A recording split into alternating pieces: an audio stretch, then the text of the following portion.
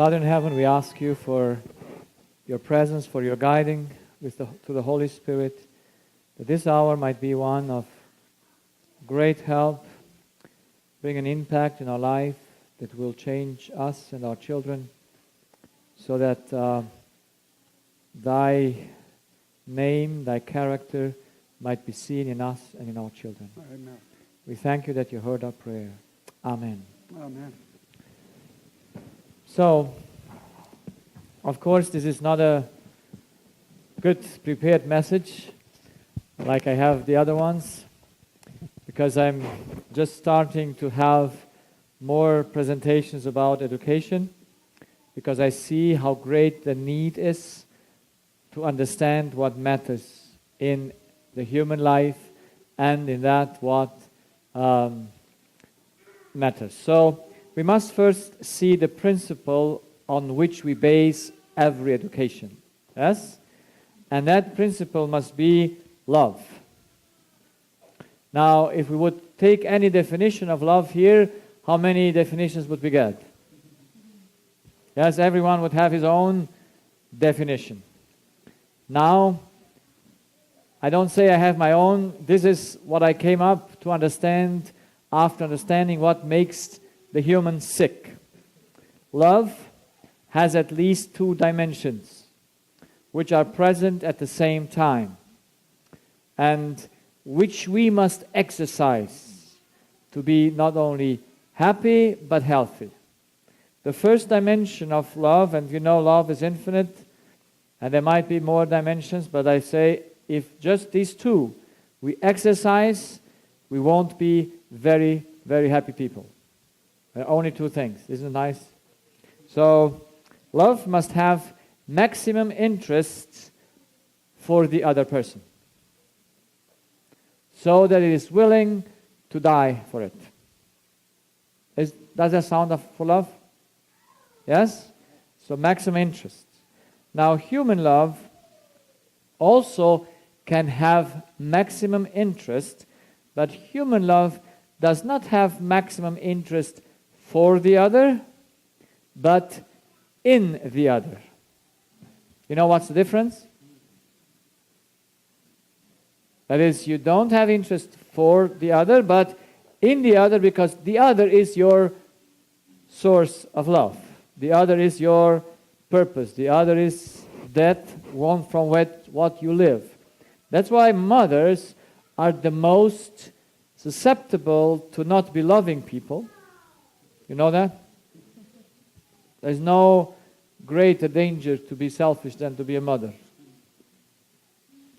Because you have an interest in what? In your child, because you think it is yours. So then, with your human love, you go to rule over that child, to dominate that child, and forcing the child to do the good. Because you have a maximum interest. You see, what is jealousy? I had once a patient, she told me that her boyfriend, he was living in Turkey and she was in Germany, and she phoned him and said it's over. I didn't know how often that she phoned him and said it's over, but they were off and on, but he always tried to say, I kill myself if you quit this relationship. And so while she was talking with him on the phone, he jumped from the 11th floor and killed himself. Why? Did he love her? Oh yes. He had maximum interest in her. And when he could not dominate her, he would rather kill himself. But his killing himself is nothing else than an attempt to force. To force others with your will. You would never kill yourself if you would not try to force others to do your will. There will never be. Yeah? So we must understand, in humanity there is a maximum interest. We can even die for the other, or we think it's for him. But in the end, it was for himself. And so he could not force it. And killing himself or doing something to one's is the highest force that you can exercise to punish others. Yeah? And so she was suffering because she thought that he killed herself for her. Did he kill herself for her? Does she have anything with his killing to do? No. But she thinks yes.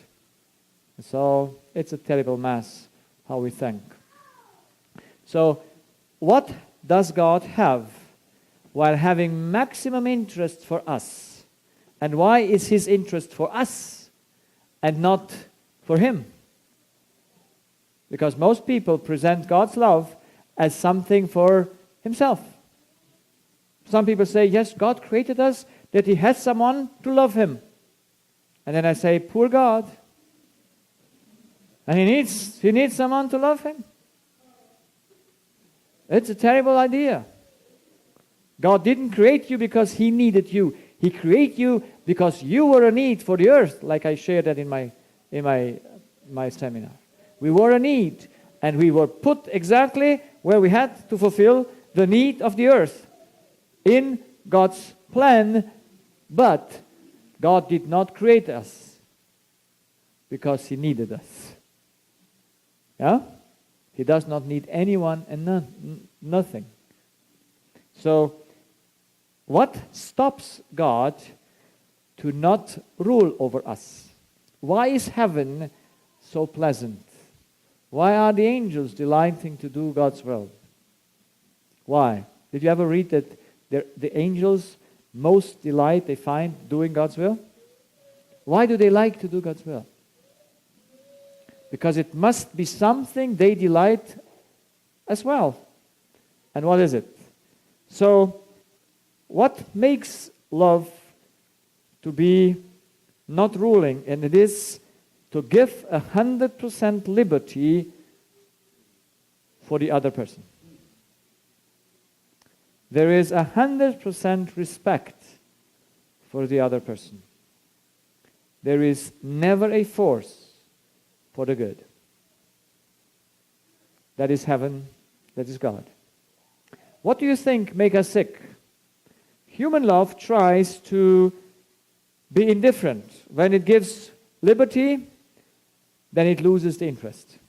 Yes, we jump either from one side or to the other. Yes? When we don't see we get what we want, then we say we try to be indifferent. But none work. We must have both. What is for us more difficult, to have interest or to give liberty? Disease always comes from our incapacity to give liberty. And it does not come for the incapacity to give liberty to good things. Can we give liberty to good things? Yes. What can we not give liberty to? To the evil, to the unrighteousness. So, you must know selfish nature is incapable to give liberty to something that is evil. Love can, and proves that it can.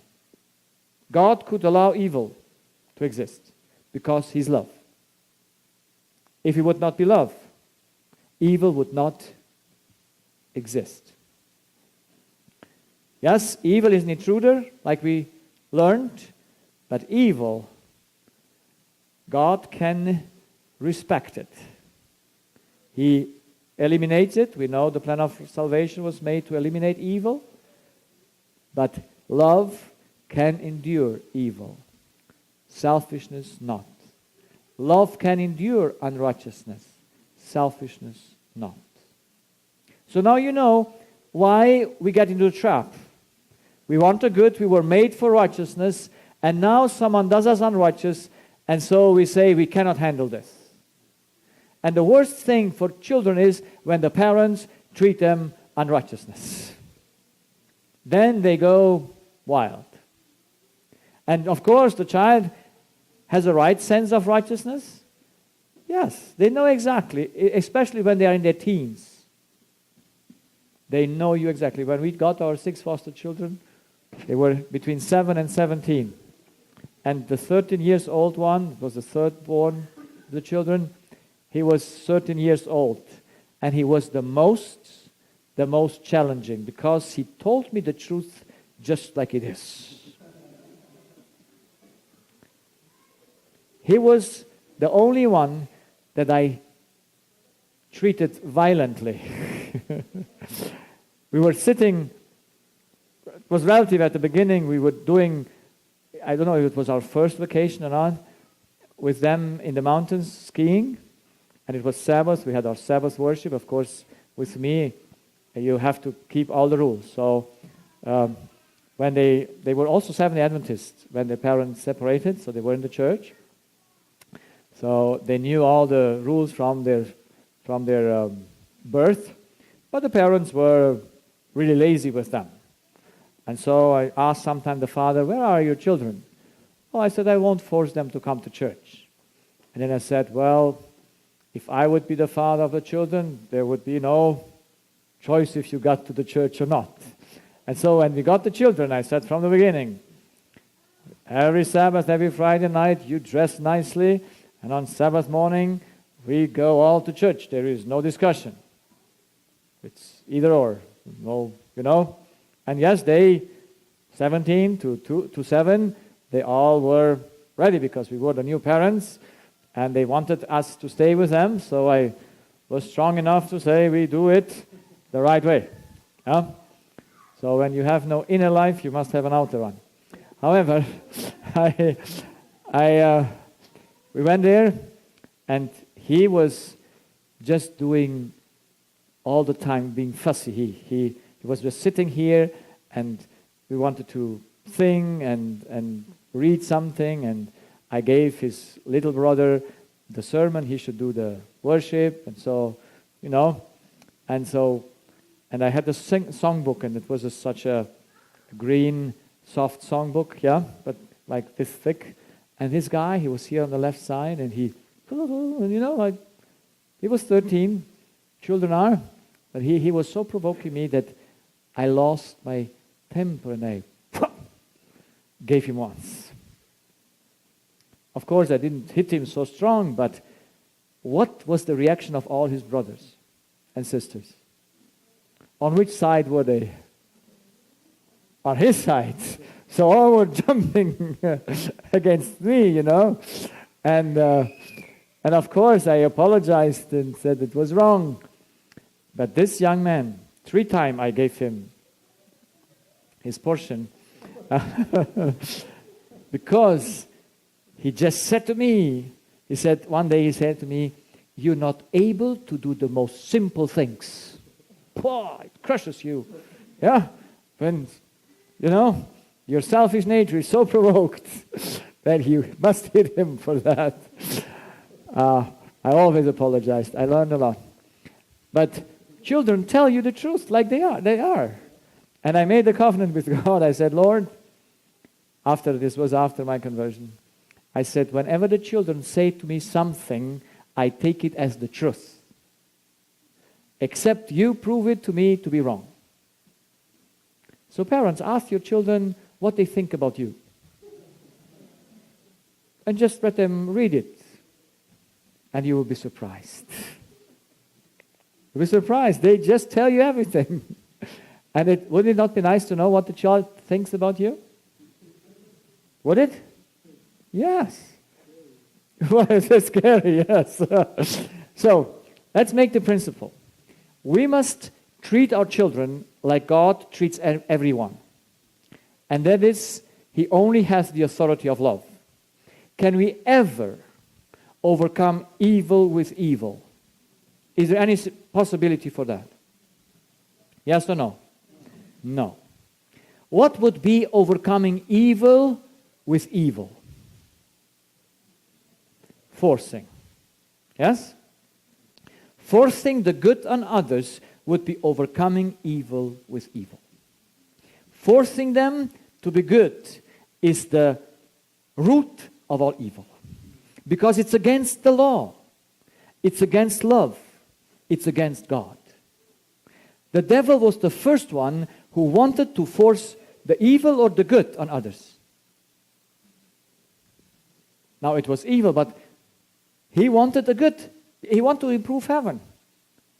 And he wanted to force on the whole heaven his own ideas. That's how the rebellion came to existence. So we must know at the root of all evil is forcing on others a good thing. That is the root of evil. Because it's the opposite of love. And this is a challenge for mothers and fathers, isn't it? Yes or no? Yes. Because we have a sinful nature, and our sinful nature cannot see the child doing the bad.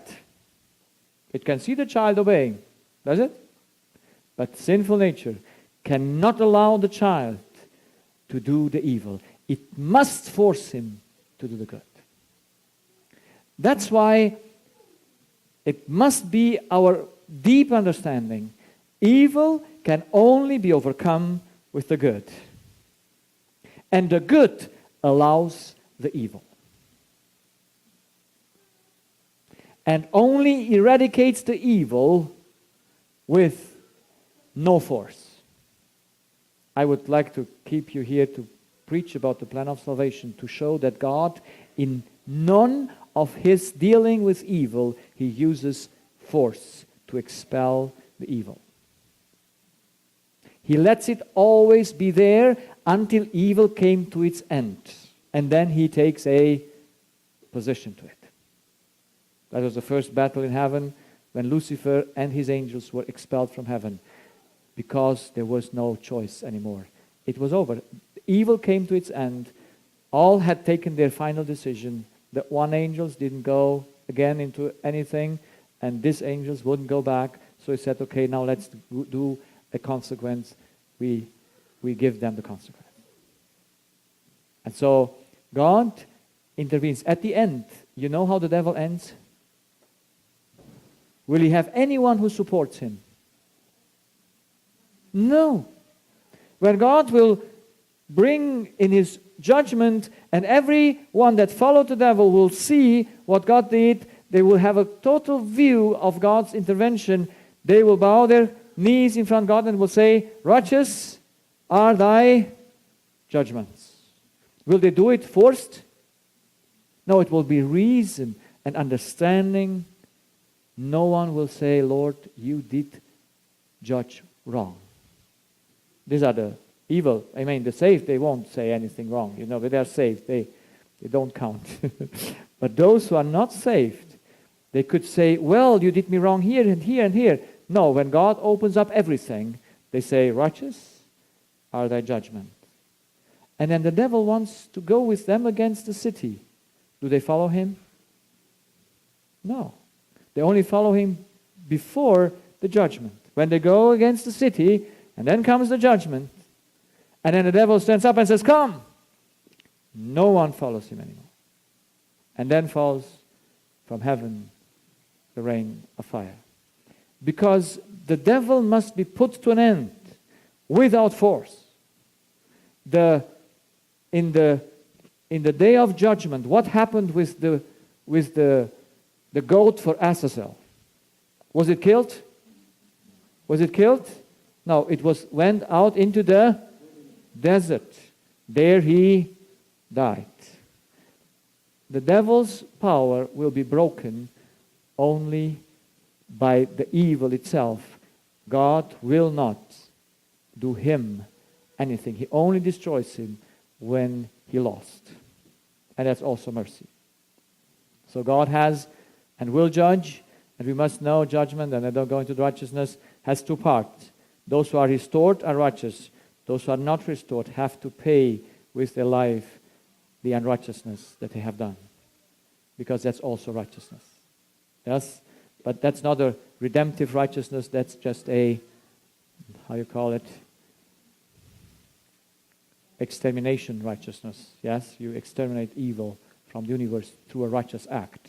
But that's not God's intention. God's intention is restoration, bring us back to be righteous. So let us see this.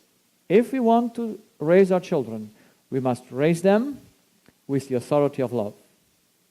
The authority of love is the only one that can help us and help our children, because it will be attractive and efficient. But it will take a battle in the parent's heart. And it takes something that we must know. If I try with evil to exterminate evil, I'm more evil than the one that provokes me. This is why I saw, in my little experience that I have with families and with children, I saw that the children of the religious people, they don't make it. The stronger the family is, I could use this conservative, the more force you use for the good, the more the children get lost. Because we must know something about children, do we? Parents should know something about children. What should they know? There are two things that we need to know for children. We need to know their needs. Can their needs be changed? Can their needs be changed? Yes or no?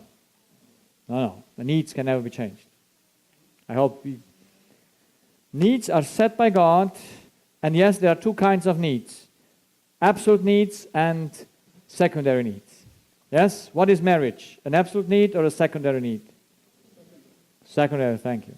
So that's why to sit in second class is, or in first class, is a secondary need. It's a need, but it's a secondary. You can't survive in the economy class line. So we must know the basic needs of our children and of every humanity. And you know that when you got a baby, you know what to feed him, yes? Because you know the physical needs of the baby. But do you know his spiritual needs? Yes? What? And we need to know his basic spiritual needs. And love is the first need, and in love, since love has the two things, the child wants that mother should love him perfectly, to have perfect interest in him, for him, and give him total liberty. Isn't that nice? That's his need. Yes, that's our need for love. So, liberty, and he must stay in the center. Yes, mothers must have him or fathers in the center. His must be the maximum interest. He knows that. And every child fights for the interest of his mother, you know? Because that's his need. He does not allow that work should be more important for mother than him. We might think that's selfish, but it's not. It's love. He needs it. Does God have maximum interest in you or not? Does he? What would it be if he would not? Yeah? It's our need. And we must exercise maximum interest for the other. And so he must know the interest.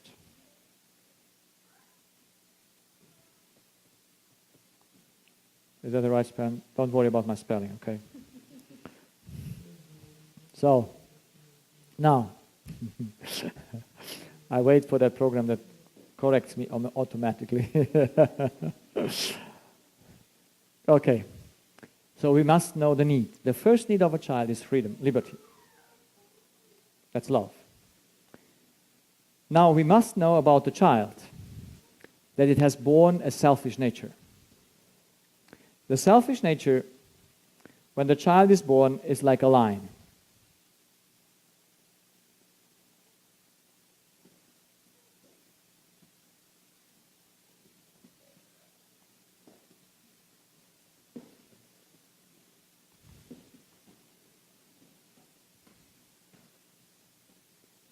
I am God is the wrong identity of a child. A child is born king.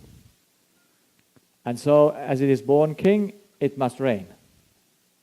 by its identification. That's why we must know that selfish nature, and selfish nature wants to rule, and so the child is born to rule. Yes? You know how it rules? By not eating, by example. Huh? Child is protesting because a need is missing, and then it stops eating. And then the mothers need to help. Do the mothers like to help? There I was sitting at a table, he was 5 or 6 years old, and he didn't eat. Only if mother put him in his mouth.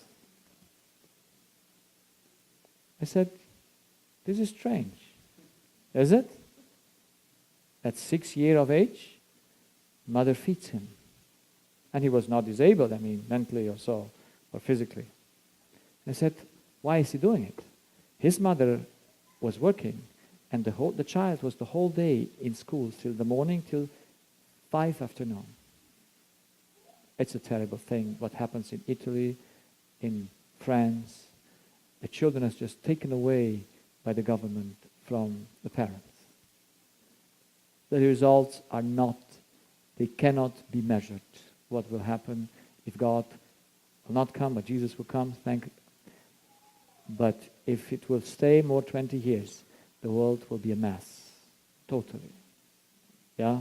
Because out of these children, they're coming out people that have no self-control, that have at the littlest thing that goes against their need, they will be irritated, they will be violent, they will just shoot everyone. So, we must know a child comes on earth with a basic need for love, but at the same time it is a king. And so it wants to rule. And now we need to know, selfish nature is only going to rise in the child if you provoke it. And you can only provoke its nature by not meeting his needs. Yes? His selfish nature says, Mom needs to love me. That's why, that's this deception. And when Mom does not love him, or father, he will go into protest, trying to force Mom and Dad to love him. And by every time the parents come and do not meet the needs of the child will grow his selfish nature. And by the age of 14 or 15, it will be a big tree. Because the parents just grow this kind of nature to develop. Every time you force a child, that nature grows. Because you go against his need for liberty. So how can we now do right education? To not let the child do what it wants, to not go with the evil on, but only overcome the evil with good. Because if the child makes you to be evil, then you can never help the child to overcome its own evil nature. So these two things are basic to know. If I know that someone is only accessible if I show him love, then I have to give him love. I have to show him that. When we took our 6 foster children, I had one goal in my mind. I wasn't there knowing all this principle, but one I know. I must give them the information I love them no matter what. So I promised them, I said, whatever you do wrong in life, I'm on your side. Is that a good thing? Whatever you do wrong, I'm on your side. And so the oldest one, the second one, he was 15. He had an issue with drugs already when we took him. He was smoking marijuana and was alcohol, was in a skinhead group, violence, they broke cars and all this. Because he had the the family was not good, so he just was the most sensitive.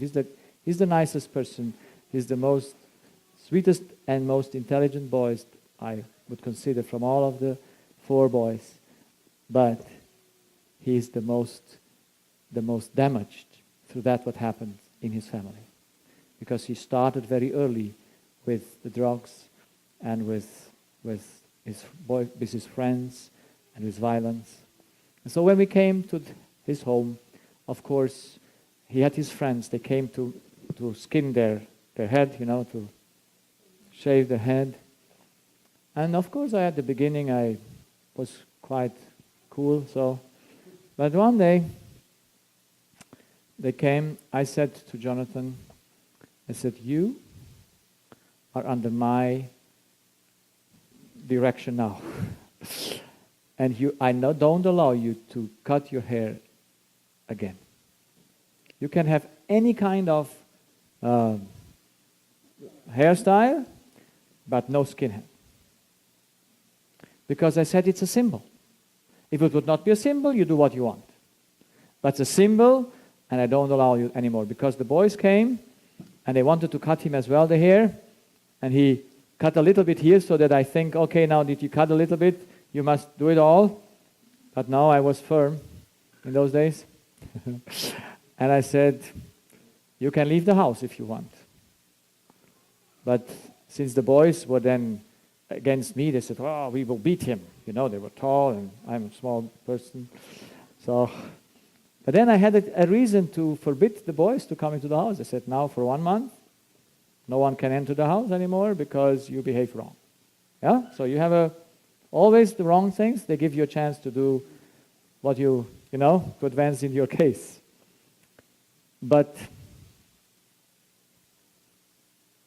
this boy went into an Adventist school, and he didn't like the school, which I can understand, because schools are not made for children.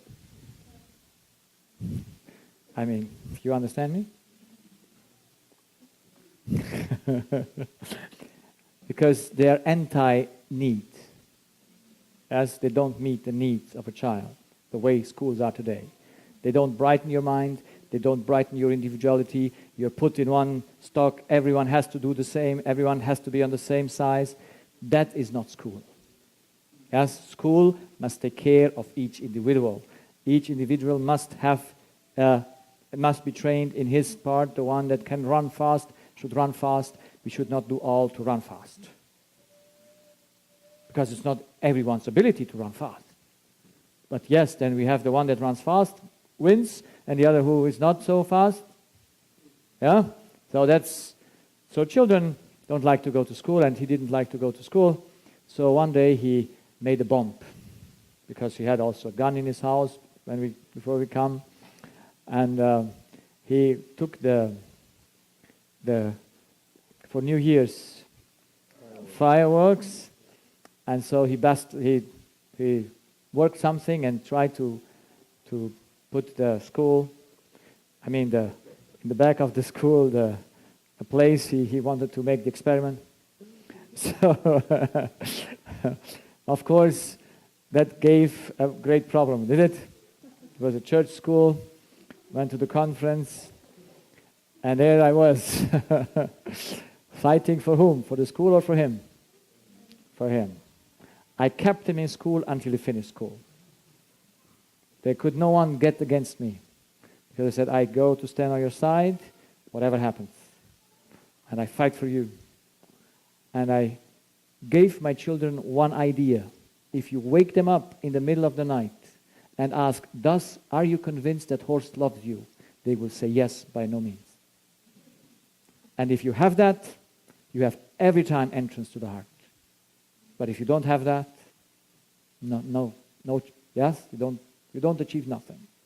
That's the error. We only come to the heart of man by showing him an uninterested love. Then we meet his need, even though we cannot satisfy his need. Yes, that must he do himself.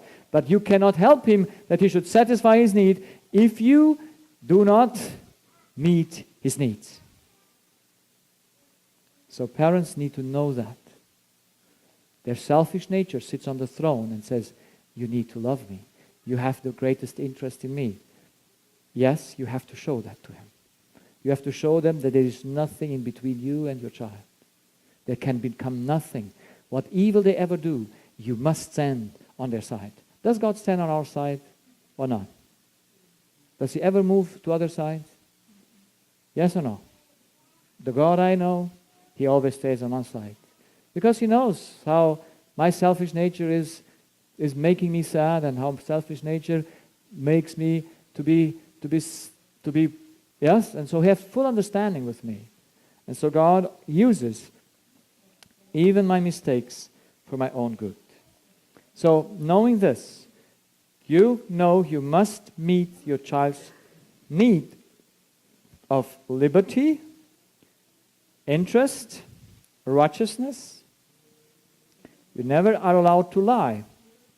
If you lie, your child will judge you. Because he's on the throne and said, he was not honest to me.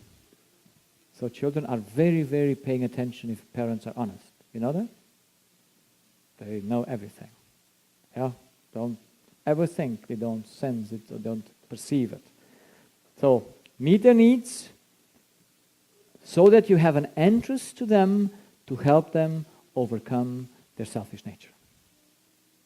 Now imagine if we could have a child with this nature. So, yes, the child has a little selfish nature when it is born. And now you want that nature should not be developed. You want that should be taken away, it's there, and the grace of God, that is Christ's nature, as we spoke last night, should take the place. Who can do the work? The mother or only the child? Only the child can do the work. Because only the child has access to the heart. But the mother needs to show him how to do it. The way she does it, using the grace of God. So, let's take an example. This child's sinful nature says, I am independent.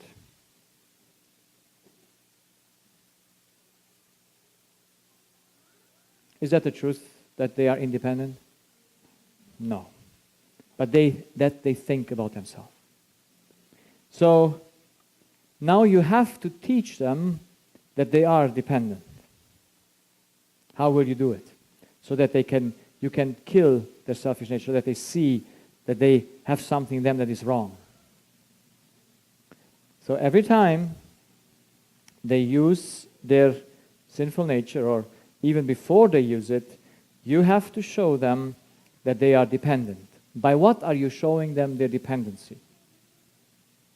By what? You must give them the law. Yes? The law is that what shows you dependency. I hope you got that this morning. Yes?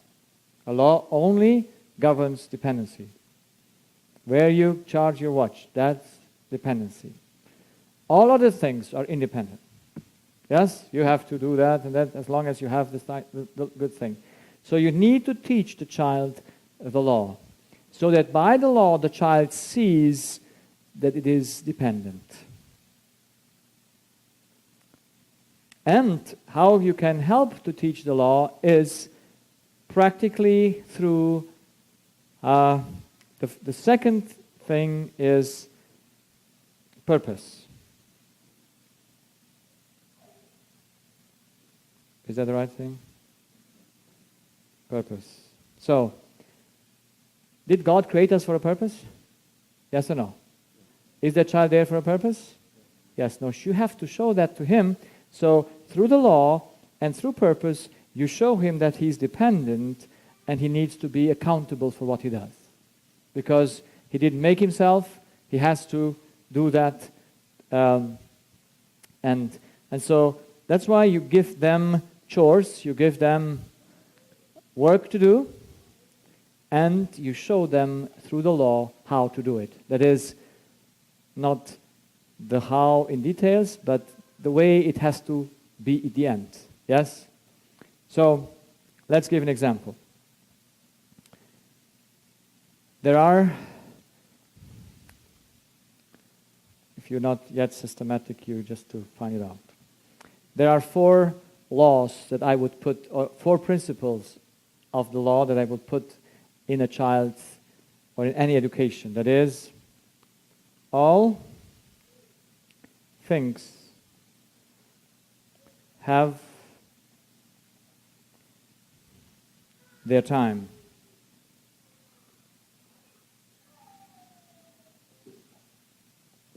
That is, all things must be done in time. Can we do anything out of time? No. Can we do 2 things in time? Generally, can we? No. So that's why we need to know everything must have its time. All things have their time. Everything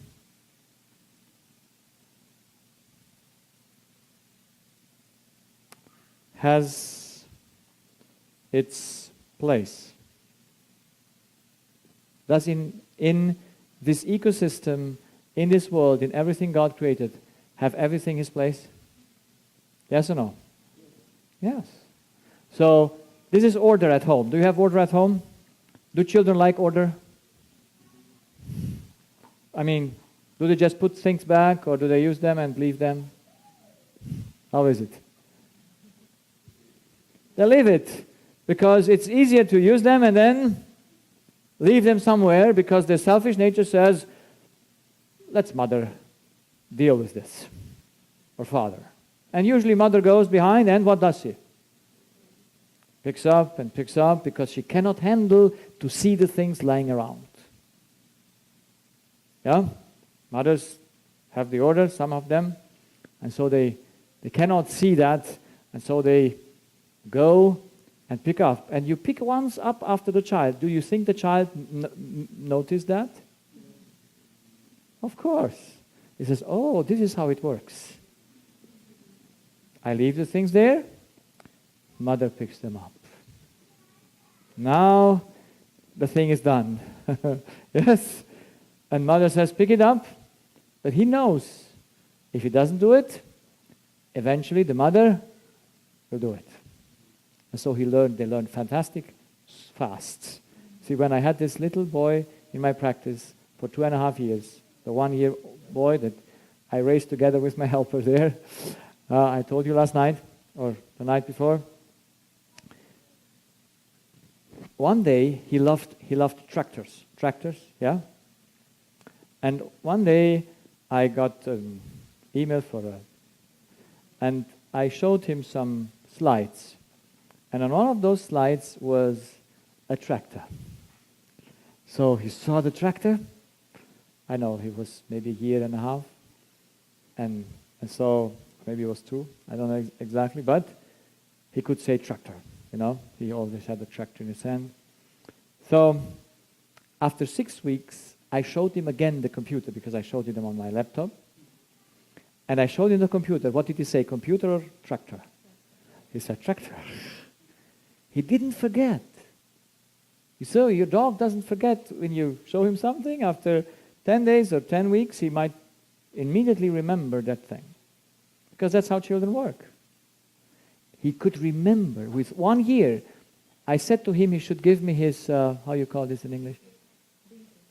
Bicky? Pacifier, yes. Because, you know, mothers, they just put that in their mouth, their children. I hate this kind of things. And I always, when I see a child with it, I say, give it to me. So, it came into practice, second day, I said, give that to me. You know, he took it out of his mouth and gave it to me. With 1 year. And he would have not put it again if his mother would not just, you know, pacifier. Huh? Today we have the laptop pacifier. It's better than the things. But it's worse than that. Yeah? So children understand everything. They just cannot handle it. They cannot do it into practice.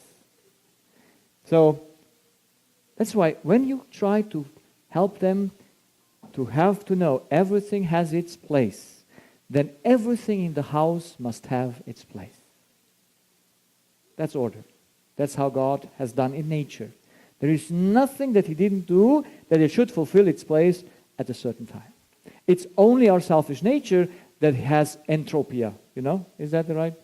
That goes to the wild, that doesn't want to have order, that is spontaneous. All these things come from evil. So that's why, let's say this example. You have a child and you want to help him to be orderly. Now, can you give him order if you don't have it? If you put things once time here and next time there, can you teach the child everything has its place? No. So you need to have that for your own. Everything has its place. Let's do all four of them. Everything has its place. Everything has its purpose or function, and everything has its measure. Is everything measured? Yes? So those are four very simple principles on which you can build how much in life? Everything. Because they're most fundamental. So now you want to teach your child to be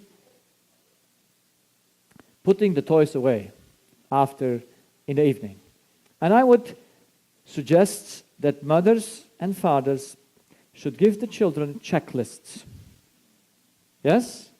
So that they can check in the morning what they have to do, because they cannot be spontaneous thing. Yes? In the day, everything must have its time, everything has its place, everything must have its measure, You don't play the whole time, you don't walk the whole time, you have the measurement, yes, for this and for that. And so, then you want to help the child to put things away. So you have to have a checklist. The child should learn to check. Did I have this? Did I have this? When I travel almost always light. That is, the less you have, the easier it is. Yeah? That's why if you have one thing, you can do everything with it, it's the best. Yeah? But if you have many things, then it's difficult. And I have less things, my wife has much things. So imagine how that works. And I always want to have just enough as I need. And everything that is important for me, I do at the place that it is visible. Everything that is not visible for me, I forget. Yeah? So what I need to do must be visible. It is there, it has its place, yes? It does not need to be orderly in the way, should be like this, it should be like this. No, that's not the point, yeah? Because that's then, if you say order is like this, that's wrong. Order is, this place has his place here, if you put it like that, or like that, or that, doesn't matter. It is order, it has its place, yeah?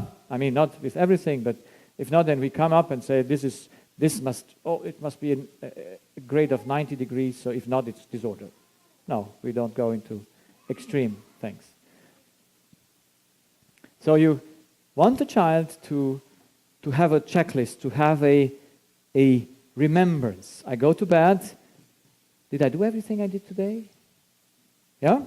Like before I travel, I see, okay, I have my phone, I have my purse, you see, you just go through it. And then if you've gone all through it, you go into the car and you leave. Because you know you have everything. If you don't do it, what happens? You get to the airport and you have not what you need. And then you don't get. So we need to have checklists. Yeah? So teach your children to have, so that they go through it. Remember. Aha. So let's see, you have a little child. It is just starting to walk and it has toys.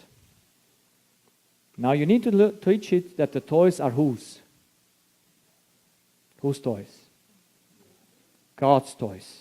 Okay? So the child is I'm God. It's the child, because it thinks it's God, it is very, how?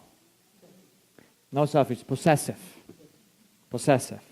Do you want to keep the child with his possessivity?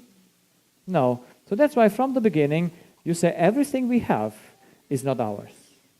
The house is not ours, the house is God's, your room is God's, your Everything we have is God's. Yeah? So that's very important to know that. And so we put God's toys, we can use them, He gives us for our joy, but we have to use them in His way, and at the end, that's why we don't destroy them, we don't hit them, yeah, so, because they're not ours. Very important. Now you want to put it, that it should put it away. And I think when the child is very young, you just do it, the mother does it together with the child. Yeah, so you do it maybe 3 weeks, every evening. Yeah, you say, now, we have to put the toys away before we go to bed or before we do worship or whatever you have. When the gaming time is over, then at the end of the day you can say, then we can put the toys away. So you put the toys away with the child, and after 3 weeks, when you see the child has learned it, now you says, well, now this is your duty. It comes on your checklist, and I would ask the child to agree to do it. Yes? There is no choice if he does it or not, because we must do it. Yes? We must know that. There is no choice to not do it. But the way we encourage the child is very important. So we can say, do you think you can do it? Yeah? Do you want it to do it? And I think little children, they want to do it. Yeah? Except their mother is so stressed that they have an inner rebellion to whatever mother says. Then they might protest. But usually they want to do it. So then you leave the child to do it. Yeah? And you're just waiting that day. How many days will go by until one day she doesn't do it? It will come. Yeah, I don't know when. You see, the child has not done that way. Now, how can you help the child to do it? Because its selfish nature says it's better to be lazy than to be diligent. You see, children among them say, he does more. No, I do more than them. I said, then you be happy. The more you do, the happier you are. No? That's how we have to teach the children. You do not much, poor you. The more you do, the happier you are. So that's why we have to show them that diligence is gain and not diligence is loss. You know that they cannot do themselves loss, so you have to show that to them. So now the child doesn't do it. How do you proceed? Now you can ask the child the next day. Or you might even skip a next day to see if she does it the next day. Yeah? Just wait. Because you don't want that the child should do under pressure its duties. But by what? Conviction. By conviction. Yeah? So you wait the next day because you can handle that. Can you? How much disorder can love handle? How much? We will see tonight. Everything. It endures everything, hopes everything.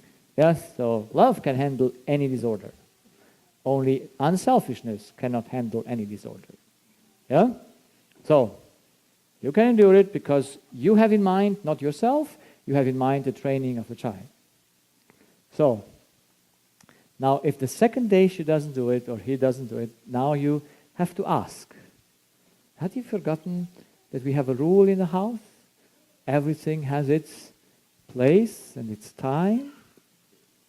And then, will the child have an excuse? Yes. Oh, I forgot, or, whatever it says, or whatever it expresses, you can say, oh, I understand. I know. That's how we betray ourselves.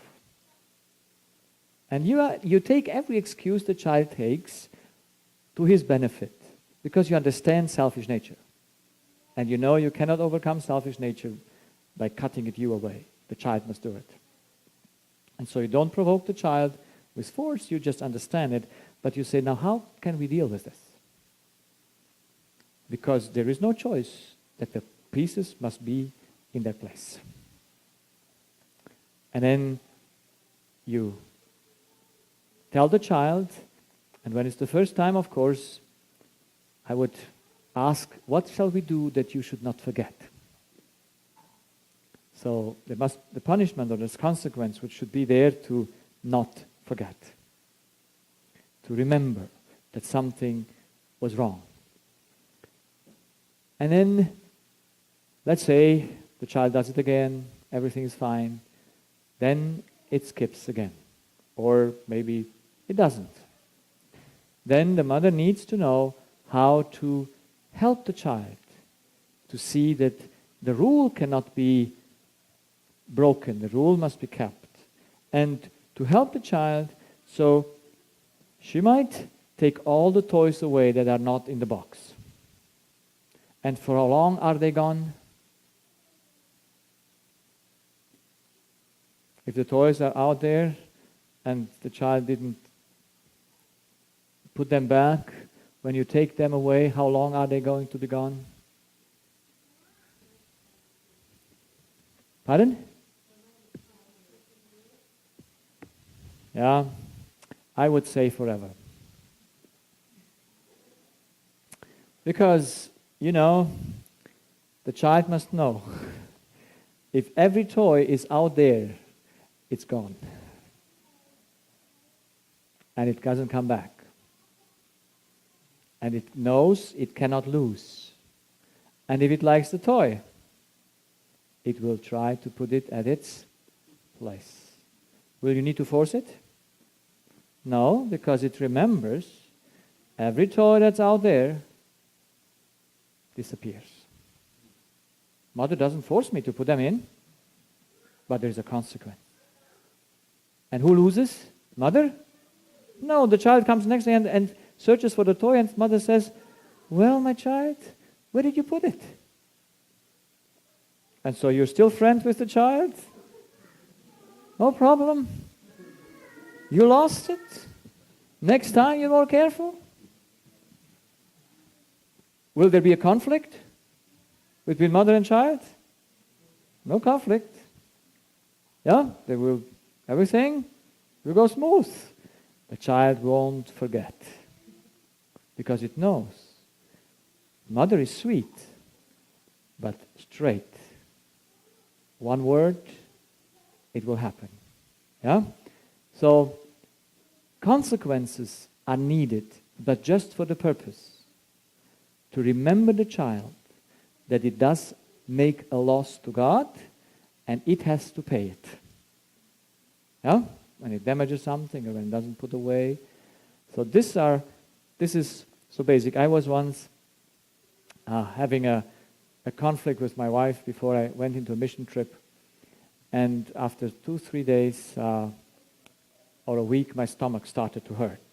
And my stomach is one of my alarm signal. And here I am doing 3 weeks meetings in hot Asia, and every afternoon, certain times, this cruciating pain is like a knife is in your, yeah? And I'm laying there in bed. In the evening I said, Lord, I confessed my sin immediately. And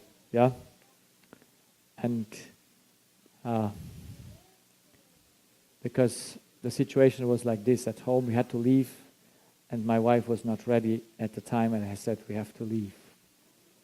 And she was still packing. And so finally, after half an hour late, she calls me and says, come and help me to close the suitcase. And then she was kneeling on the suitcase and said, do you need so much stuff? Well, so as I was coming closer to that suitcase, my love was growing inside of me. And so it was like magic. That suitcase had really power. And I had to run out because I said, Lord, I die, I kill myself because I cannot resist this tension. So I go out and leave my wife there. And then she says, oh, come, take the suitcase. And I go, put the suitcase in the car, and come back, and I think now she's ready. But women have not only a suitcase, they have only bags. And my wife is that type of woman that has many bags. a small bag, a bigger bag. Everything has to have its place or its bag. So, so I come in, and the same thing happens. And I say to my wife, it was 5 years ago, I said, after 30 years of marriage, when will you learn to be in time? And when I said that, immediately a thought came to me. And that thought was, and you, in 30 years, when will you not get angry anymore? And so I said, thank you, Lord, it's about me. You just let my wife to do what she does, that I should see that I have no patience. So I confessed my sin. I confessed my sin to my wife immediately. We went to the airport. God made a miracle to catch the plane. And so he at least 3 times he made miracles to catch the plane. and then I'm here in Asia and my stomach hurts. And I say, Lord, I confessed it. And I immediately repaired it. Why does it hurt? And can we talk so with the Lord? Yes. And the thought that came was that you might not forget.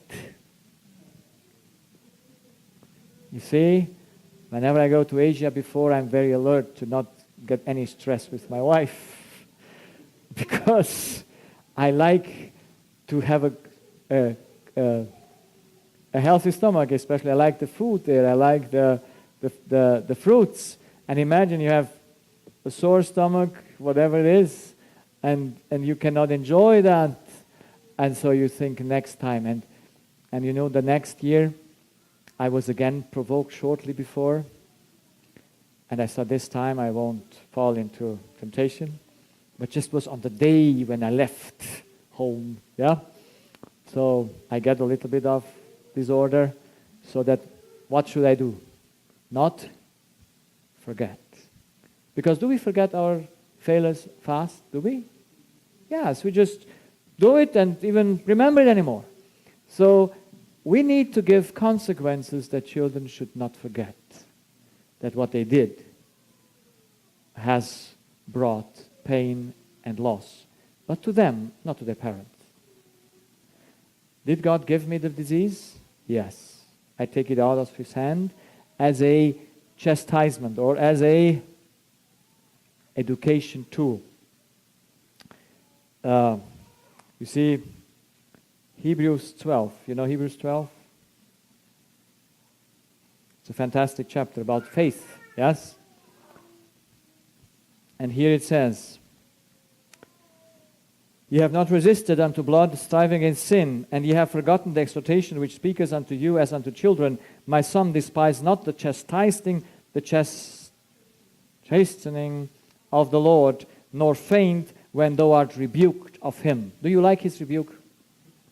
I like it, because it proves His love to me, even though it's painful. But what would I do if He would not do it? How could I advance? Could I ever advance? Could I or could I not? No one is paying attention anymore. For whom the Lord loveth, He chasteneth and scourgeth every son whom He receiveth. You see, that's why after my conversion, I'm until His education program. And I tell you, His education program is strong. And it's efficient. You just learn your lessons. No matter, they cost you pain, but in the end, if you're ready, you see what's the purpose that God brings that in my life. If ye endure chastening, God dealeth with you as with sons. For what son is he whom the Father chasteneth not? But if ye be without chastisement, whereof all are partakers, then are ye bastards and not sons. Furthermore, we have had fathers of our flesh which corrected us, and we gave them reverence. shall we not much rather be in subjection unto the Father of spirits and live? For they verily for a few days chastened us after their own pleasure, but He, now this is very important, for whose profit? For our profit, that we might be partakers of His holiness. Now no chastening for the present seemeth to be joyous, but grievous. Nevertheless, afterward it yieldeth the peaceable fruit of righteousness unto them which are exercised thereby. Wherefore lift up the hands which hang down, and the feeble knees, and make straight paths for your feet, lest that which is lame be turned out of the way, but let it rather be healed. Follow peace with all men and holiness, without which no man shall see the Lord. So is God good to us? Whenever I get some sickness, I thank Him, even though I don't like it. But I know without it, I would not see it. So God loves me really. That's why He brings me in this situation. And I tell this sometimes to my patients. I said, well, God loves you. And then they say, oh, I would not like this love so much. He better love me not so much. Because they have too much trouble. Isn't that stupid from us? He better should not love us too much. But there is in us something that needs and comes out only through pain. It doesn't get out otherwise. But it must be shown when parents chastising their children, when they correct them, when they give them a consequence, it must be for whose profit? Theirs. But if you get nervous, you will say it is for yours. That's why parents can never chastise or can never give a consequence while they have lost their self-control. So only give consequences when you're in peace. Rather give no consequences because you make it worse. Because then the consequence you give is nothing else than revenge. Most chastening is revenge. I show you who is greater.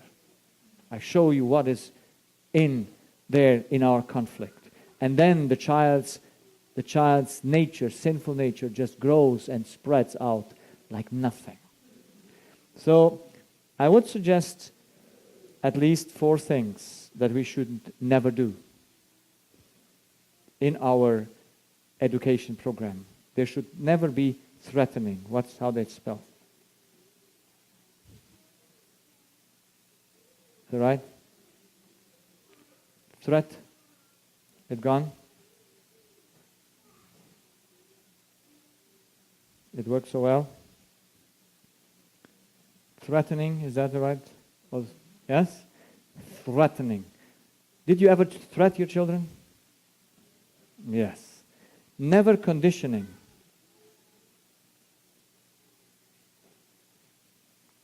Never accuse.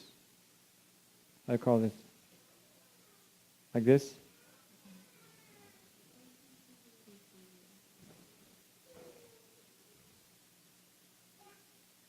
ACC and E. So never accuse. There is every accusing. See, every accusation that you do is from the devil. Only he accuses. Because the child has no choice. It does it wrong because it's blind. And when you accuse it, you just make his selfish nature stronger. And then it's worse. So never threat, never condition, never accuse, and never be discontent.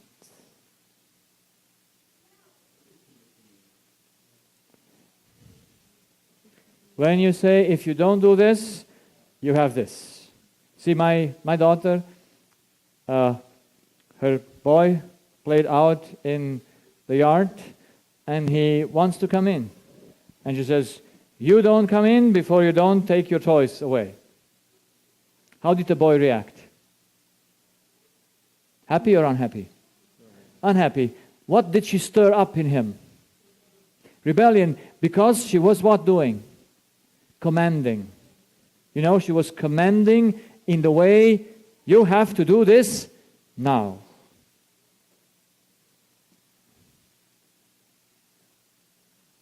There must be rules, and the rules must be kept by their free action. You just check if they do the rules or not. Yeah?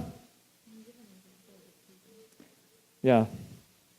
But I give the example first. Yeah, I gave this with the boy. And he wept. He got in his rebellious state. He was almost 3.5 years old. Yes? Because the mother did it wrong. You have a rule that you teach the child. Before you finish playing, you put the toys away. But that rule the child needs to do by itself. You don't even remember it. You see, one of every very worst thing is that parents remind their children, don't forget your hat, don't forget that, don't forget that. Never ever. You just give the rules and you leave them to forget. And then, when you have your time of education, then you talk to them and say, hey, did you realize what happened?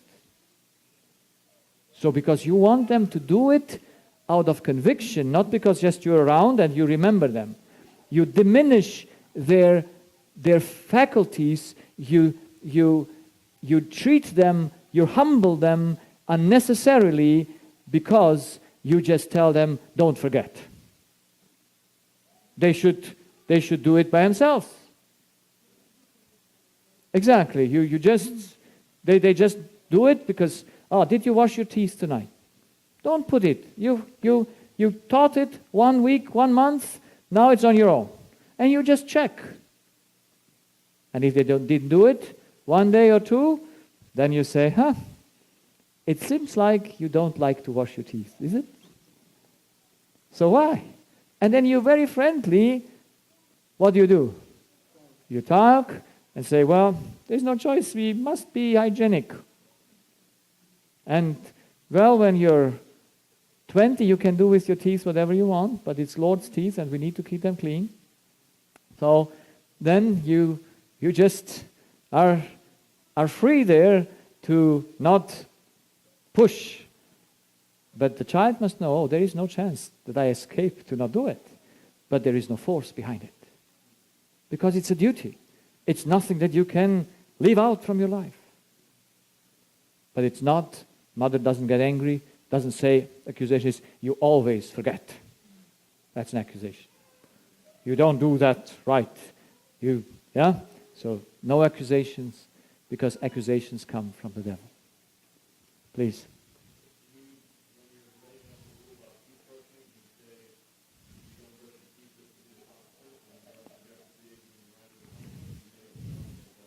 No consequence.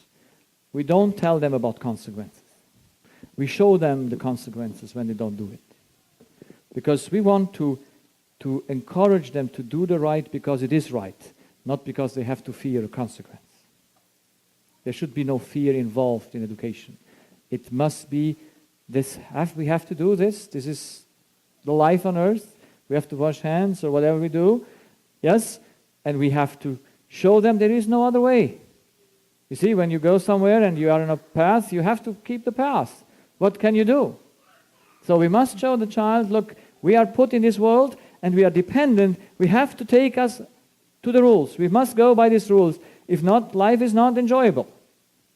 And then if they don't do it, then you help them to see the consequence. But we must do things because they're right, not because we are going to be punished. So that's by conviction.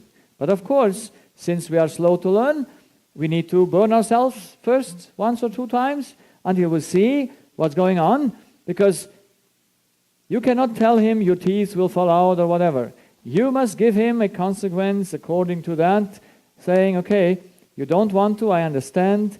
There is an error in you that protests. So how many days do you want to protest? Yeah, you can. So let's see. Because if he knows if he knows that there is a rule for that, and rules are undisputable, they are undisputable. That's what the law is, undisputable. We are dependent on God. We cannot dispute about law. And that we need to teach the child because it thinks it's independent.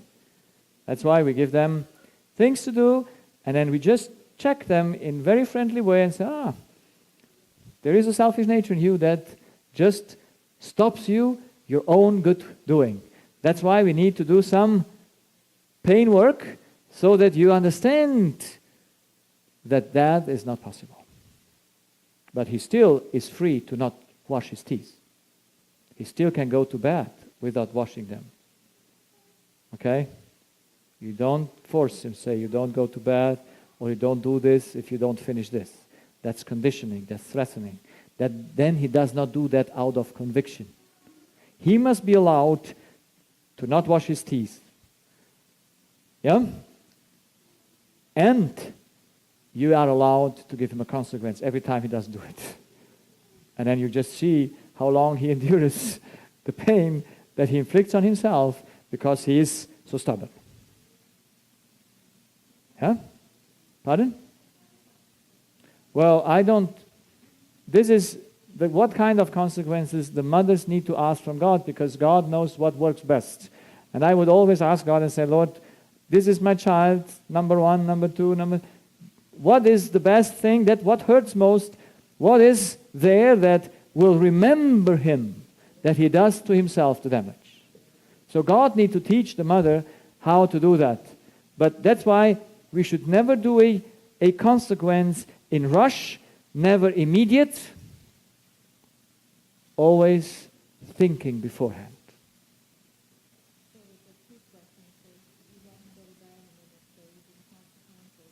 Yes, I would then ask yesterday, why didn't you wash again your teeth? So what's going on in your mind?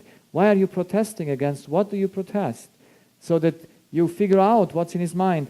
But he should openly say what he thinketh. He should have a total free environment where you are not forced to do anything, but you are educated to do the right because it's right, and overcoming his error. That's why we have to teach the children, look, you have something in you that will stand in your happiness way, in the way of your happiness.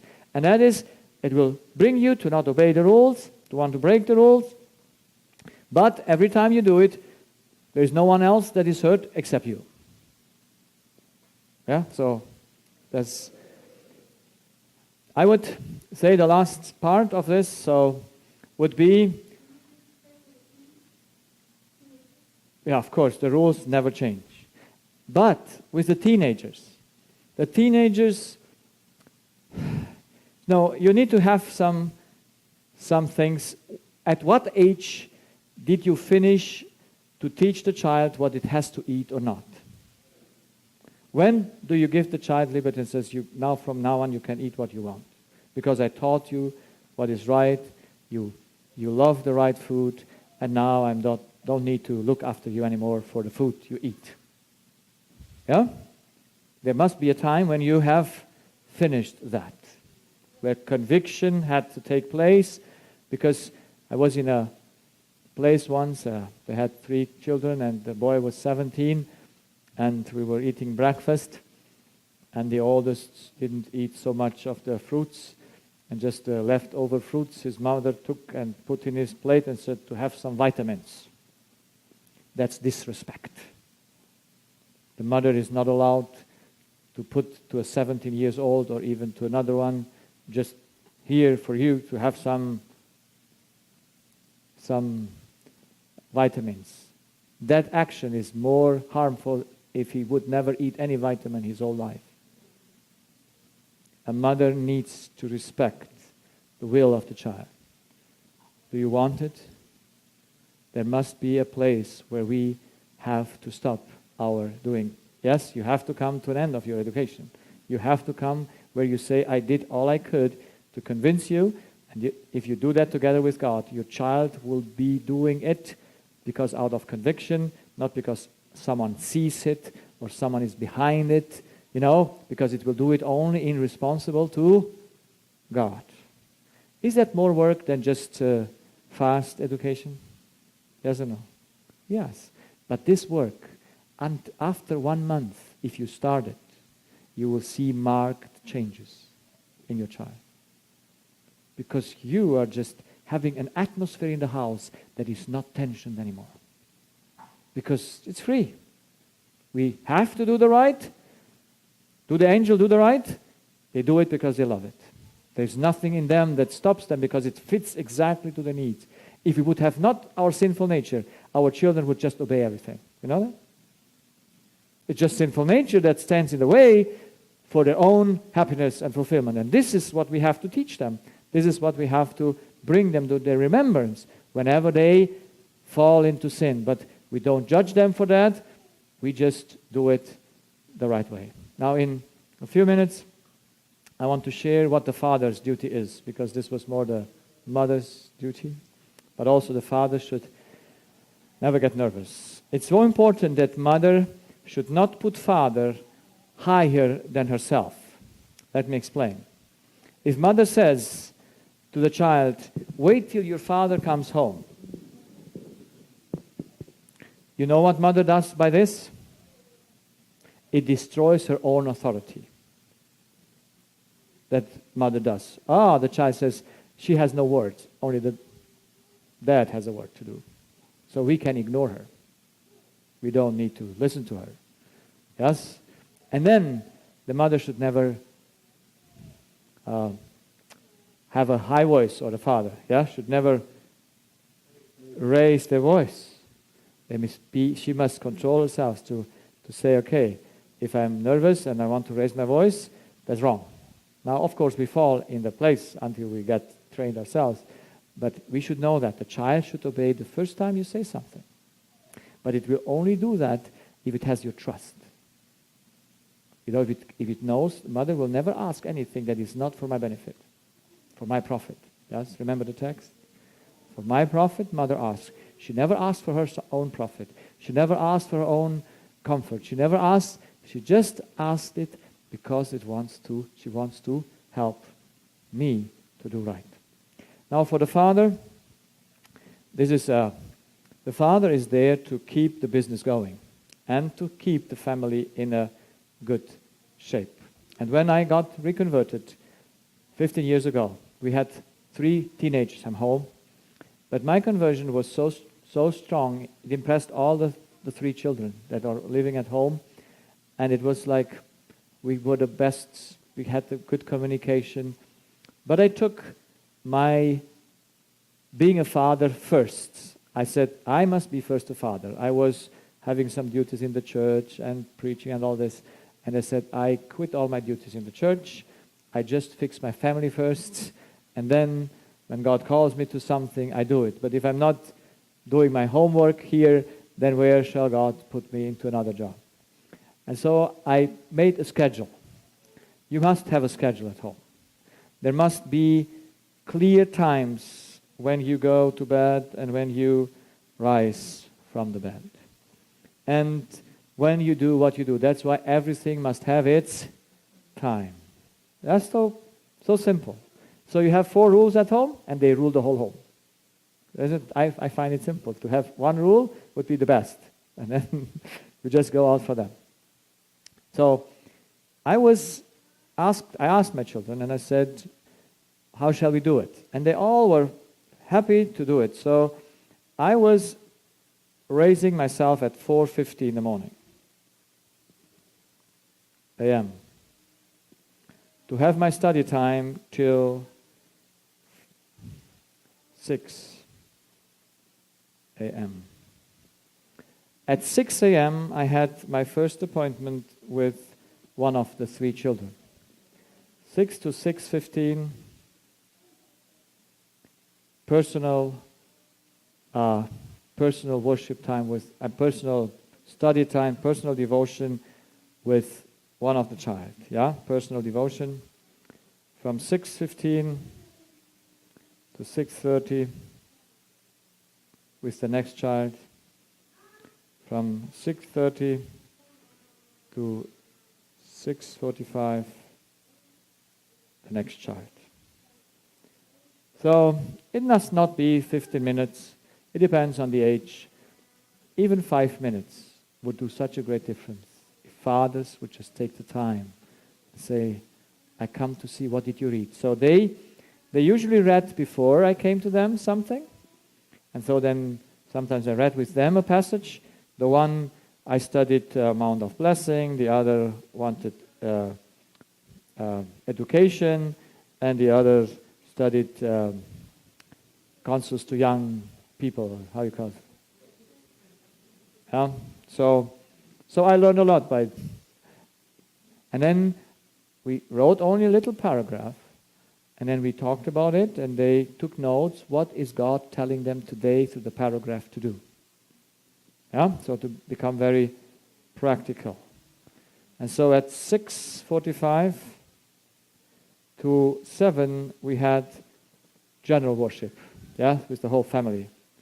Family worship. Now, back then, I didn't understand that the family is a business, so we did worship just spiritually. But I would suggest the worship time in the morning should be a business session in which the father takes the word and says and asks his child, how do you do today? What is your duties today? Do you know your duties today? It's, what day would we have today? So the children says, today we have Wednesday. So what's your duty?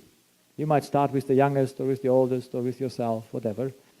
And then the child would say his chores or his duty. What awaits me today? Should that be fine what the child awaits today? Should it? Yeah? Time of play or what? Also, they can anticipate it. And then you can ask, do you like to do it today? Do you feel like doing it? And if the child says yes, you says, very good, we encourage you. And if the child says, oh no, I don't feel like doing it, you says, no worries, that's why we need to pray. That's why we ask God to give us power, so that we do it with pleasure. And so there's no force, but there is decisive, This is the schedule. And then you have a reason to pray. Then prayer becomes something that is tangible to you, that daily life. It's not a worship that is abstract from your activity that day.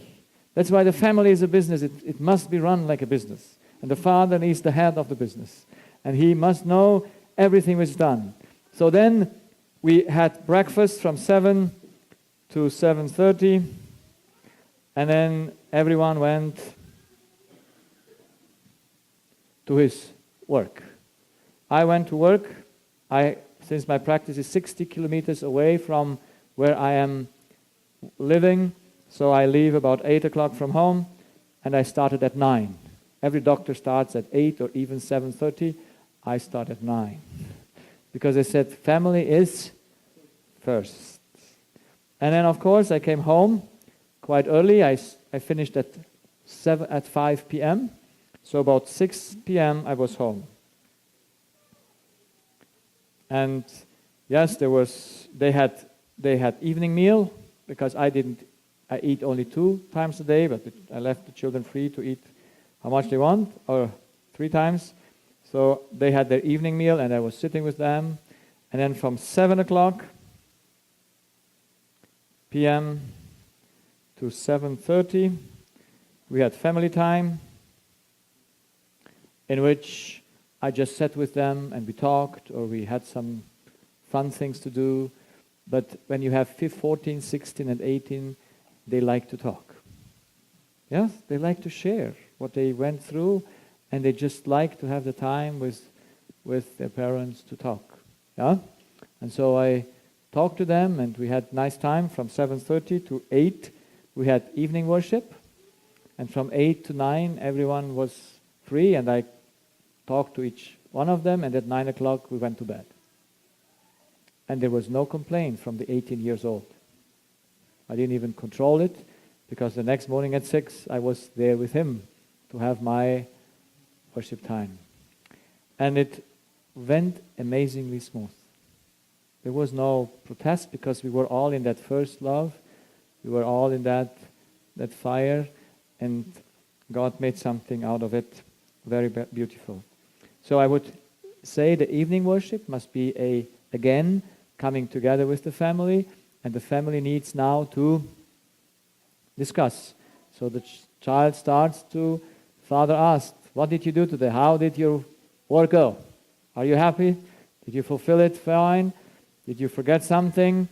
And so he just asks, and every child reports. And then father asks, how often did you need to pray? How often did you see that you came into difficulty, and did you need God today? Did you need Him, or did you just do everything? Yeah? Because you see, children will get into difficulties, and then usually they run to mother and ask what they should do. And I tell mothers, don't say the child anything. You say, oh, you have a God. Go to God, He will remember you, and if He doesn't remember, you come back. And then, and then when He comes back, and you say, no, now go once again. And then you do this, and finally, if He doesn't say anything, then you pray with Him, and then you send Him again. Do your work as it comes to your hand to do. And so they learn to be dependent on their father. So they don't ask mother.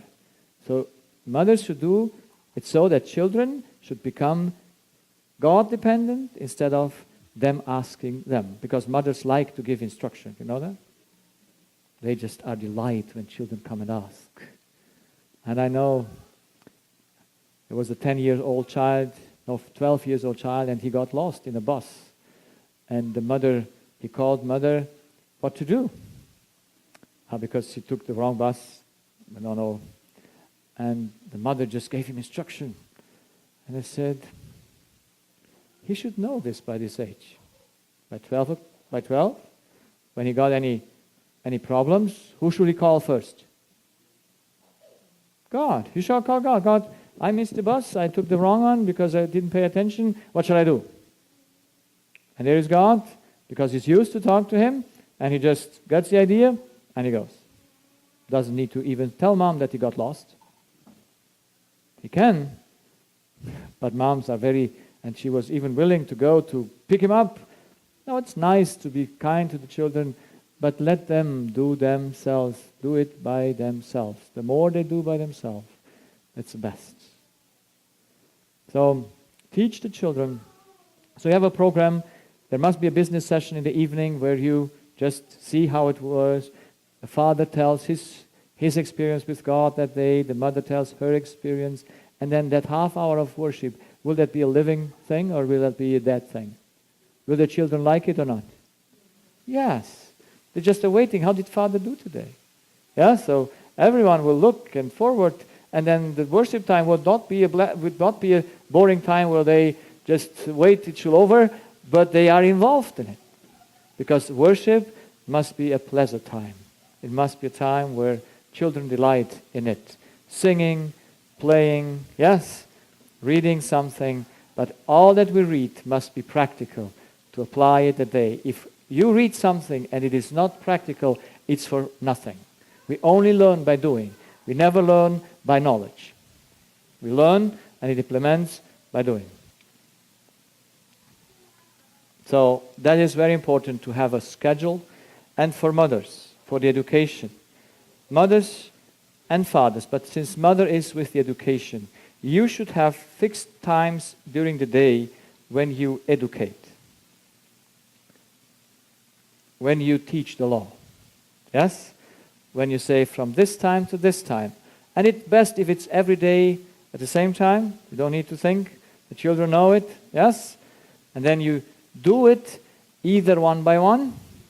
But if you have more, general principle, you can do it with all together. That should be education time. That should be there every day. A time, you could put it 2 times a day. Depends how old the child is. Where you just put education between, of course, playing and all this you can help. And then there should be at the evening time or before you have to see where you put it. There should be an evaluation time where you evaluate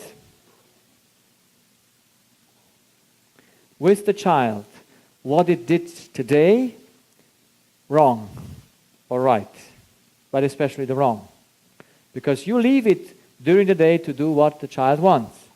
But in this evaluation time, you just are there and ask, and this should be personal, because you cannot speak about things that the child did wrong with the other child there.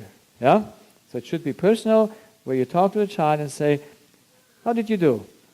I saw you were angry with your brother this morning.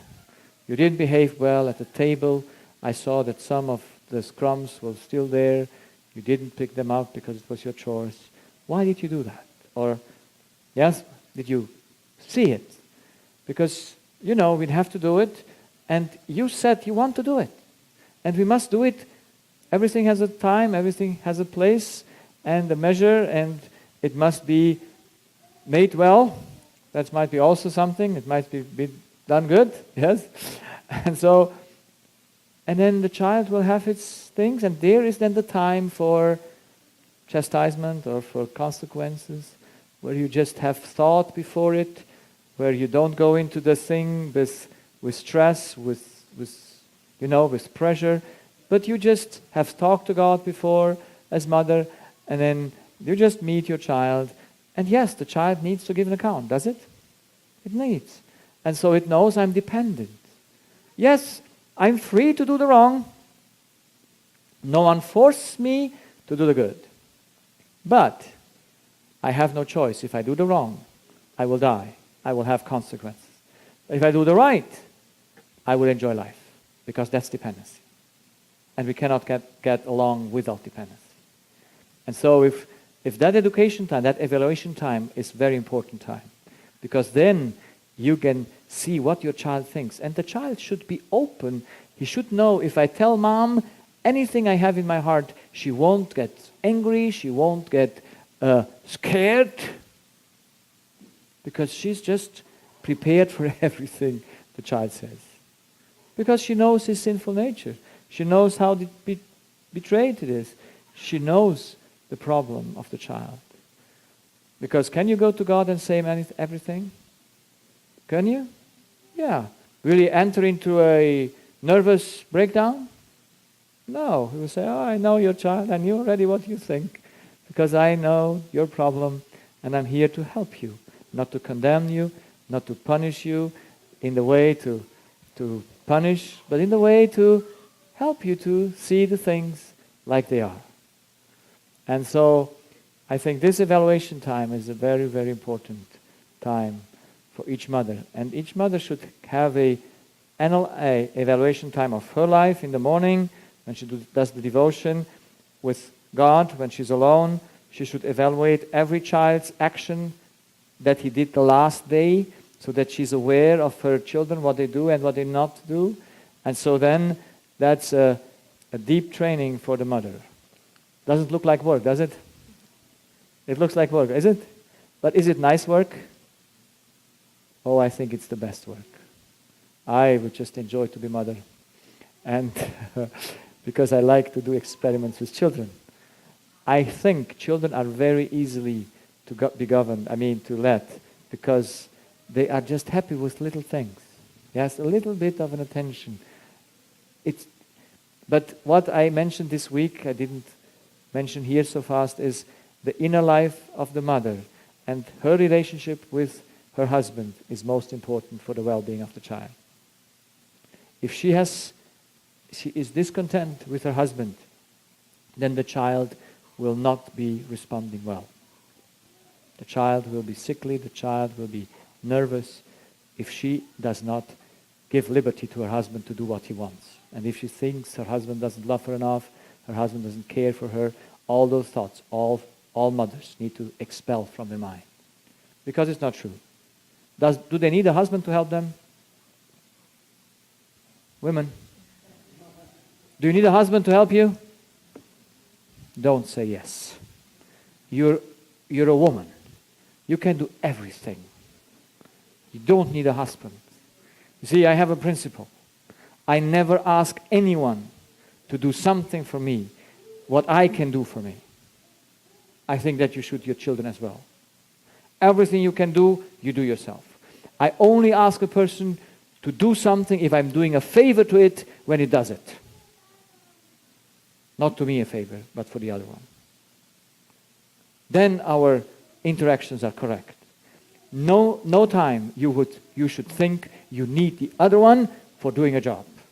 Because a woman, when the fathers come home, a scene, the father comes home, he's exhausted from his work, and he finds the wife cleaning up and doing this, and she just says, honey, can you help me? What will the husband think? Did I come for this home? He doesn't come home to work. Poor guy. He comes home to rest, to enjoy. And now there is his wife, the house is upside down, and she needs him. And I will say next day I will come an hour later because then there's less disorder there. She will have finished already. You know why the women ask their husband, help me? It's a deception of their mind because they think they need their love. You never need their love. You have God's love. You take from Him. You do your job for God. If the husband is there or not, you enjoy life. You don't need him to help you. Amen? I don't hear anything.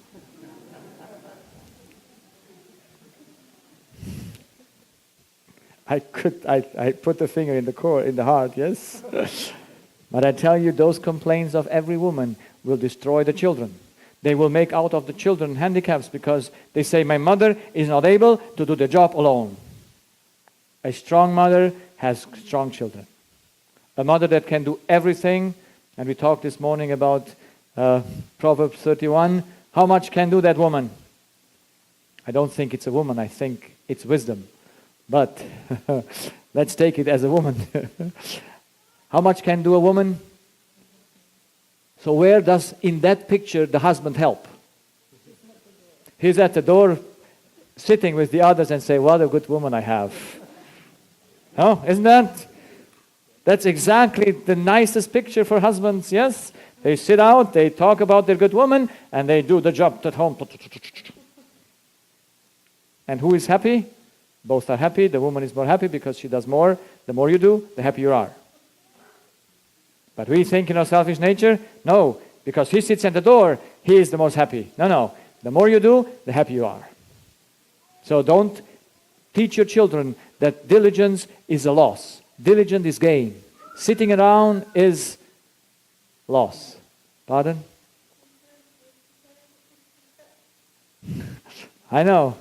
That's why you have to take care that you should not be exhausted when your husband comes home. So that you're just happy, smiling, perfumed, everything. Here's it. Let's have fun. Isn't that nice? From the perspective of a husband, of course, of a man, how I would have figured my home. When I come home, everything shines, everything is nice, no problem to be solved, because you have a woman that solves everything. That's fine. I have to finish. So really what you're saying is that, because I don't see any other way that a woman could be this way unless she's taking continually from... Of course, from God, yes. If she takes from her husband, she needs her husband. And she doesn't need her husband not to clean the house or to do any work. The husband knows his job. You talk about, you have a business plan, who does what, yes, and who does when, and then everything is in order. But you don't ask your husband to help you. Forget it. I mean, I just spoke recently with she's a pastor and she's engaged with a man, and she says, what could you counsel? She was there at a retreat, and she said, what could you counsel me? How should I, because sometimes we don't get along well. They're not even married. And I said, how often do you ask him things to do for you? I said, I ask him very, very many things. Yes? So I said, from now on, you don't ask him anything, and you will see how happy it is. That's very simple, isn't it? You're a woman. You can do everything. If you're a man, you cannot. But you're a woman. You can do everything. Men need help. You know, that's why they marry immediately when the dies or goes away. Because they cannot be alone. But women, they don't need to. They can care for themselves, no problem. So, don't do it the wrong way, please.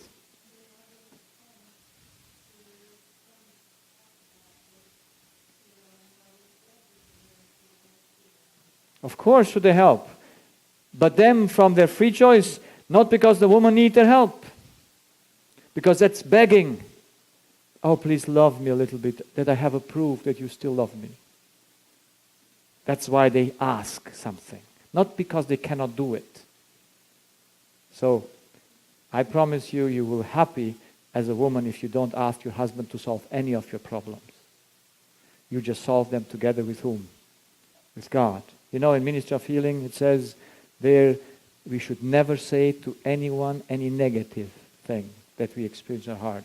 We just share with the husband the good things. The evil things you share with God, because you won't put a burden on the other one.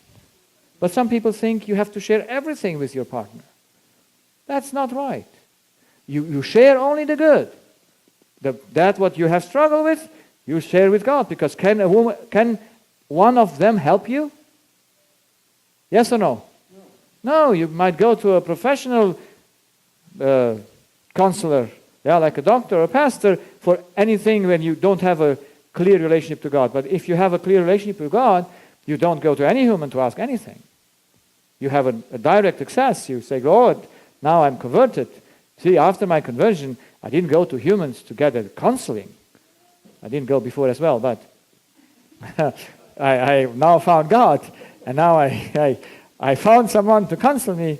I now have a counselor who I can access, and I say, Lord, if you don't help me, no one can help.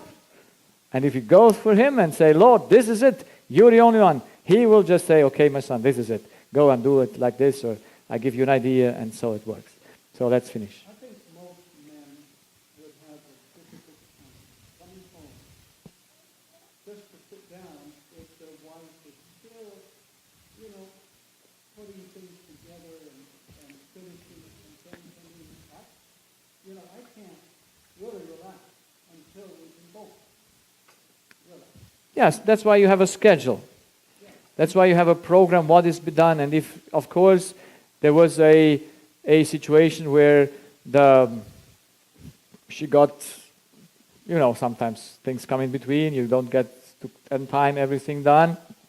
And then you come home, and then you're prepared that your husband, if he is under God, of course he won't stay around and not helping. But even if he doesn't, you don't know what he has in his heart. You don't expect. Don't push.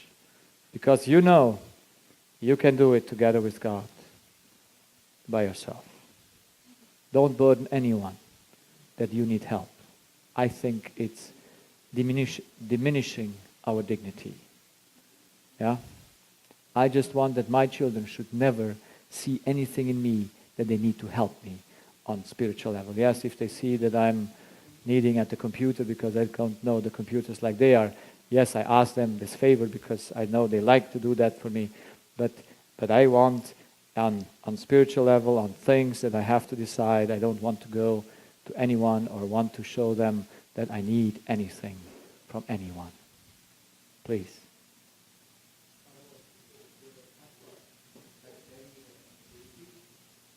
Well, I said what the husband has. He has to have the rules in the house. He must put the rules. He must see if they are kept. He's there with the wife to counsel. That's why you have also there should be a time where husband and wife counsel each other every day. Yeah? I mean, how did you do, personal talk there? Because like in a business, do you have any time in your business, do you have business meeting? You need to check how they're doing? Yes. And so you must program this so that you come home, you know what to do, you know the plan, because spontaneity is not from God. Everything in order makes you just be really relaxed. See, I'm still learning to do a good schedule because I'm getting so many phone calls and messages and all this. And at the practice I have order, I put immediately some time because I have there my calendar. But when these people come and call me and say, when can you talk to me? I have not yet a space where I immediately say, this is the talking space on the phone, where I just say, okay, 5:30 in 6 weeks. So that, I'm still thinking, maybe when I go home from work, during that 30, 40 minutes, I can finish a patient or so, And so, since I don't know exactly when I can go home, so I cannot schedule that fix, so I have, and I know the Lord will help me one day to have such a good working schedule that when one calls me or tells me, even though it takes the time until I can talk, I just have immediately a time for that. And if something changes, I say, I call you earlier, if there is a spot that becomes free, but we must have a good schedule. And if you have a good schedule, you feel very relaxed, you feel very comfortable, because you don't forget someone that you have to take care for, and all this. So, please.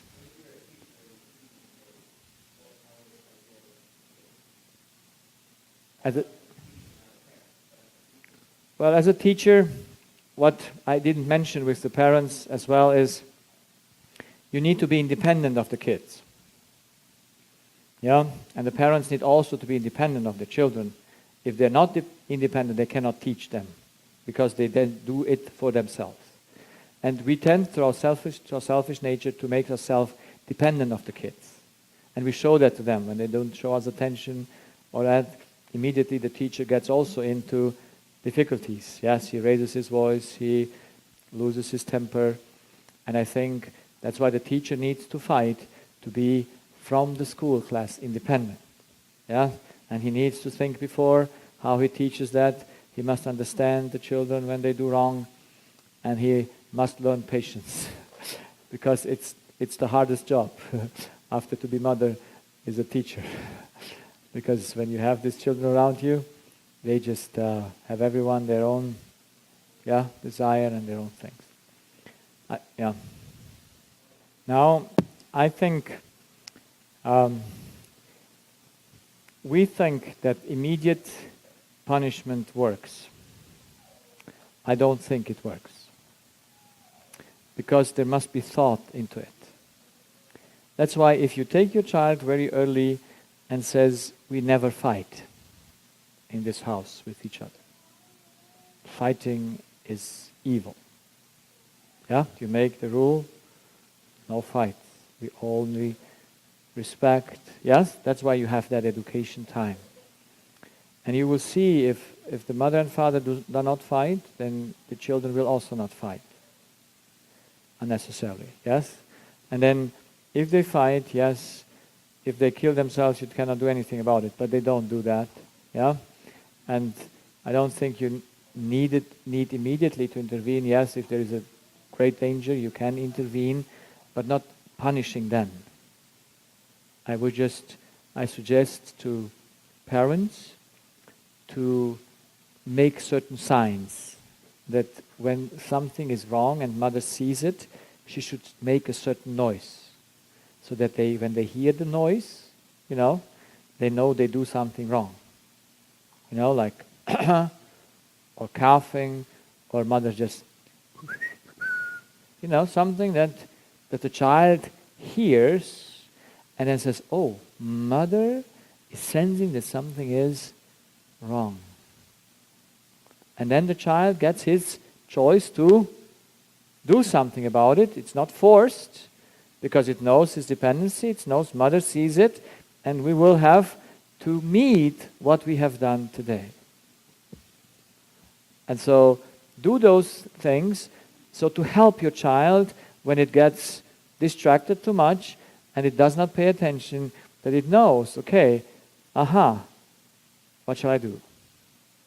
And I think if you train that, if you have this education time and then the evaluation hour, after 1 month or 3 weeks, you will see marked differences. Because then the children pay attention. They know at the table they can do whatever they want, but mother and father will see it. And we have a rule: we don't play with the food, we don't play with, whatever. We just, yes, there can be fun. I mean, children need to, we have to have much much understanding with, and I think men, they like fun. I mean, I always had fun with the children, and I have fun. But there must be a border, where is that border where out of fun becomes foolishness or something, or where you kick the other. Yeah, that's why you have to teach the child. We do not provoke. We have these rules of kindness. What the other is always higher than us, like the Bible says, consider the other higher than yourself.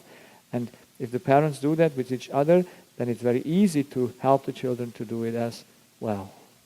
But this is hard work, is it? This is work that you need to think about it. That's why a mother, how could she go to work when she has to do all these things?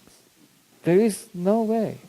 That's why she has to have her head free from morning to night to just do the job. But I think the joy would be so great if you see how it works. Yes? When we see how things work, are we not happy? And when you see how the child responds to that thing, you just get in your education joy after joy every day. And you will see the things of punishing gets less and less. Their selfish nature does not develop. And it will be just nice. Because when we could work together with the Holy Spirit, Ellen White says, and the angels will help our children. Yes, there will be help from above to every mother, to every father who wants to do the right. Oh, that's why you're looking there. Because it is right, and it will be good. Yeah. So I think we finish here, if you don't mind, to have some rest with our children till 6 o'clock when we have our final meeting. And you can never finish this lecture of education, yes? And I hope by next year, sometimes I will have a very good put together lecture by lecture, where you put in the center certain things. Then, because this was a little bit, chaos. Yeah, saying that and this. And there is no book yet. I don't know. But yeah, when you know humanity, you know answers everything. When you know the model, when you know the problems, then you can go on all of this. But it costs you patience. It costs you prayer. It costs you the help of the Holy Spirit. You will never do it by yourself the right way. But if we want to do it the right way, we will see what a blessing education is. And then your children won't go into the world. They won't say our home was a narrow home. No, in our home we just could develop. We could see the grace of God. We could see God working, because it is a home where the greatest liberty is, but also the greatest dependency. And children will have no problem with dependency, but they will have a problem if you force them. So shall we pray? Father in heaven, we thank you that you gave us in your law, in the principles of your word, so good guidance that we can live in this world where sinful nature has done so much wrong, still do the right thing, still raising children that can control themselves, being mothers and fathers that can control themselves and will not try to take the evil out with evil, but always think to help the evil take away through the good. Give us strength, Lord. Give us encouragement to never give up when we see we fail, but let us be focused and know through faith and grace we might reach the goal to have pure characters and even have taught our children to have them as well. Amen.